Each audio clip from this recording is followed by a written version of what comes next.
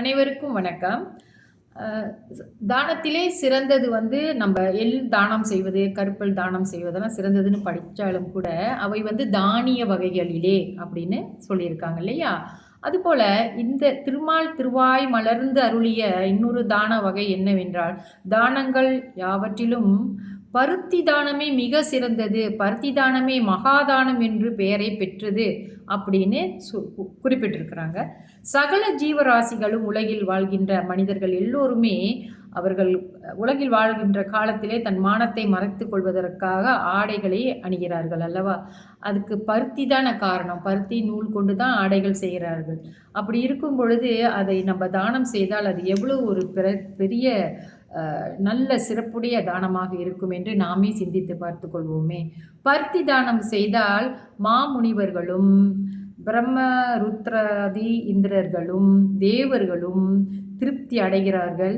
பருத்தி தானம் செய்வது வாழ்நாள் முழு காலத்திலும் நம்ம நல்லா சிறப்போடு இருப்போம். சிவலோகத்தை அடைந்து அங்கேயே வாசம் செய்து பிறகு சகல குணம் படைத்த நல்ல சகல குணங்களும் படைத்த அழகிய மேனியுடன் மகா பலசாலியாக நம்ம உலகத்திலே தீர்க்க ஆயுள் உடையவனாகவும் அரசனாகவும் மீண்டும் பூமியில் பிறந்து எல்லோரும் போற்றி புகழும் தன்மையிலே நெடுங்காலம் வாழ்ந்து சொர்க்கலோகம் அடைவார்கள் அப்படின்னு இங்கே போட்டிருக்காங்க. பருத்தி தானத்திற்கு அவ்வளவு விசேஷம்.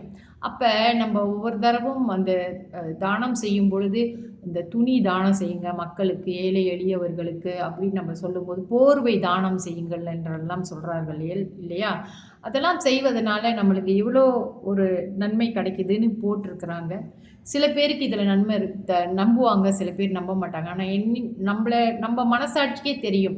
நம்ம தானம் செய்து நம்மளால் இயன்ற தானங்களை செய்து நாம் வாழும் பொழுது நிச்சயமாக நம்ம வாழ்க்கை மிகவும் சிறப்படையும் என்பதை எல்லாராலுமே ஏற்றுக்கொள்ளக்கூடிய ஒன்று. இந்த கருட புராணத்திலே இன்னும் நிறைய விஷயங்கள் குறிப்பிட்டிருக்கார்கள். அதில் நமக்கு எது இப்போ ரொம்ப தேவையோ அதை நான் குறிப்பிட்டு இங்கே கூறிக்கொண்டு வருகிறேன். அடுத்த பதிவில் நம்ம மீண்டும் பார்ப்போம். நன்றி, வணக்கம்.